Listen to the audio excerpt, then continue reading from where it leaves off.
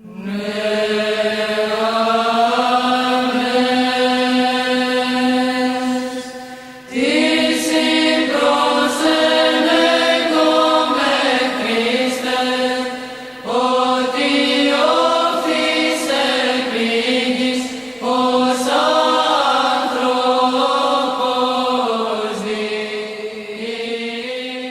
and welcome to the second tutorial in our series on drawing the full figure.